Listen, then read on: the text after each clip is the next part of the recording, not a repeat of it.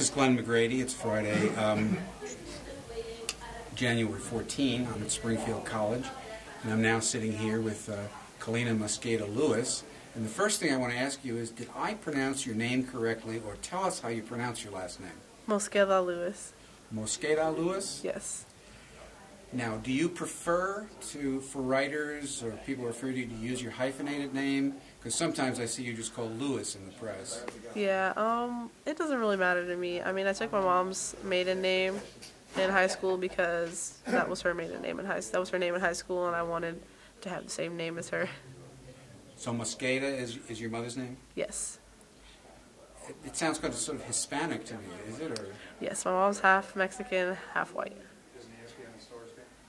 So you're a mixture. I'm a Mexican, mixture. white, and black. Okay.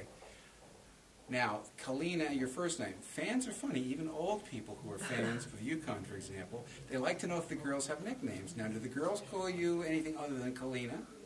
My teammates call me Ko or K-Mo. Ko. How would one spell Ko? K-O. And what was the other one? K-Mo for Kaleena Mosqueda. K-Mo. K-A-M... Just K-M-O. Just K-M-O. Yep. Well, sometimes I see you call it K-M-L, but we'll now know that you're also K-M-O. Okay, Ko. How old were you when you started playing basketball? I was in 3rd grade. And where did you get started? Some kind of league or just shooting around the driveway or what? I was in an NJV rec league by my house.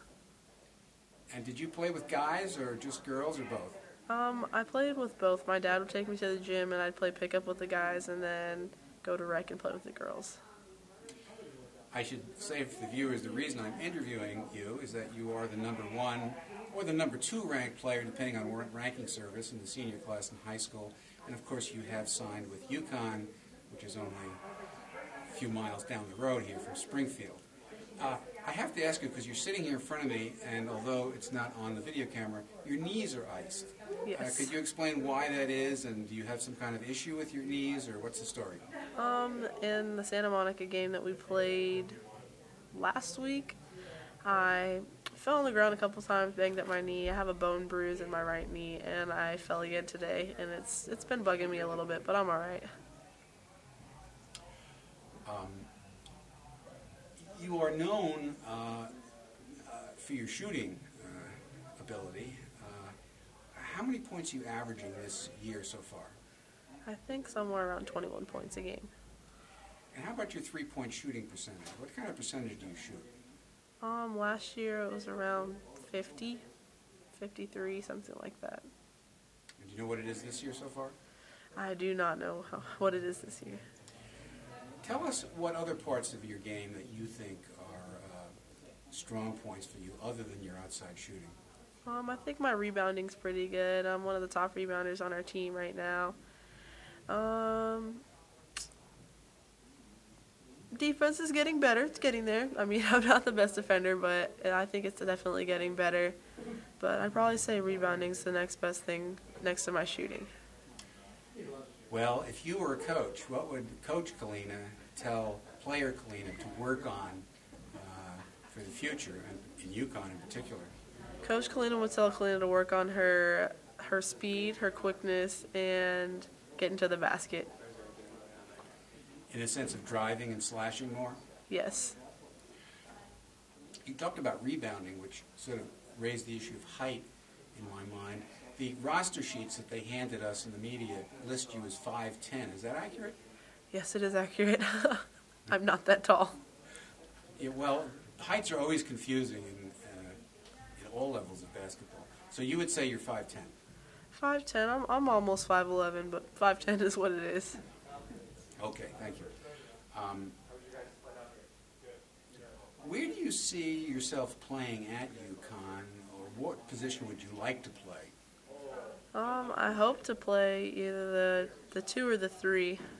I mean, I'm comfortable in those positions. I played those positions since 7th and 8th grade, so hopefully Coach Ryman puts me in that spot, but wherever he puts me is where I'm going to be happy. If wherever I'm getting playing time is where I'll play for him.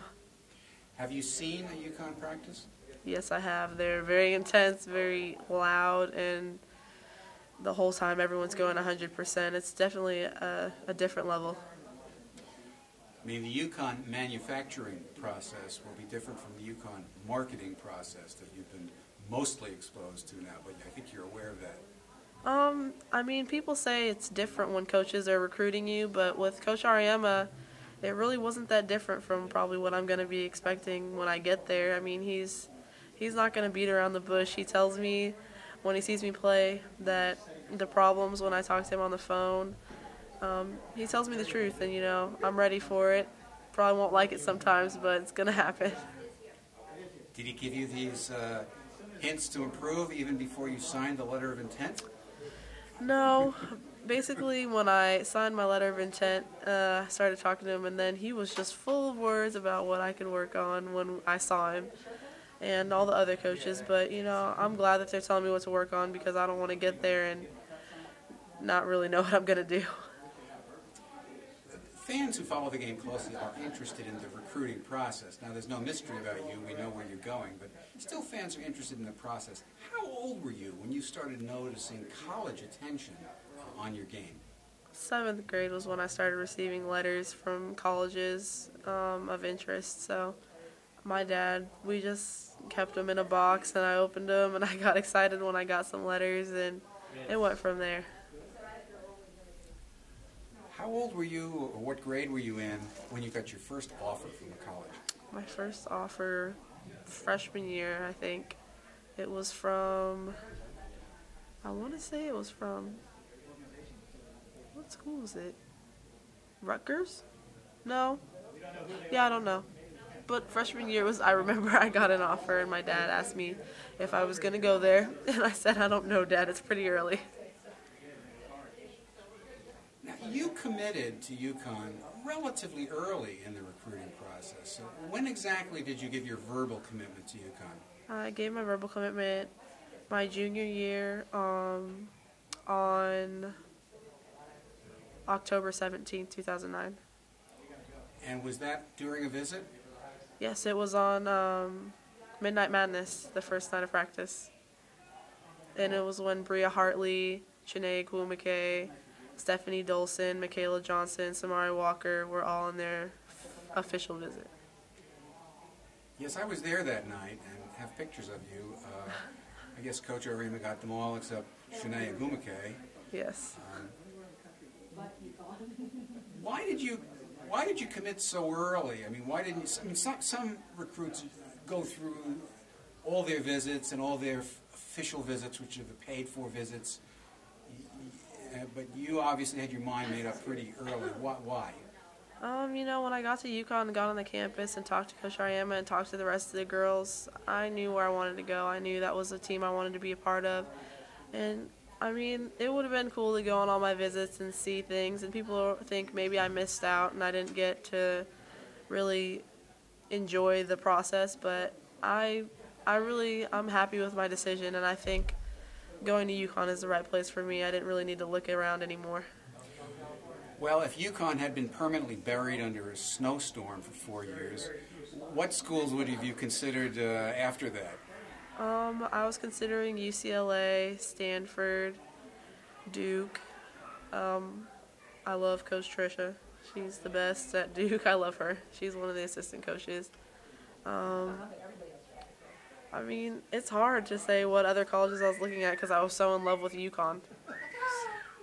How many times have you actually visited UConn? You've been there. I've seen you there several times, I believe. I've been there a couple times. I've probably been there 4 or 5 times now. Were you up at the USA Basketball last September when they played in Hartford? That was my official visit. Yes, I was up there. I see. Thank you.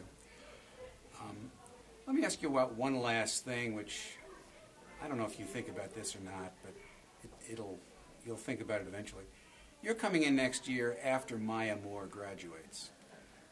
And, of course, Maya Moore is going to graduate the leading scorer by far in UConn history and all kinds of other great statistics, and she's just a phenomenal player. Now, it's not that you're replacing her in any sense, but in another sense, people may have expectations. Are you at all concerned that people will have too much expectation of you, or following the superstar? Do you think that will be hard? I try not to see it as expectations, but as support. Hopefully I can go and do as well as Maya's done at UConn, and if I help them win 4 national championships while I'm there, then I'm going to be really happy with that. If I'm not beating Maya's scoring record, I'm going to be okay with that as long as my team's winning.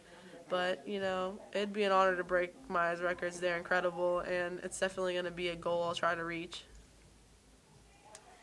So it sounds like you have a fair amount of confidence in your game, do you?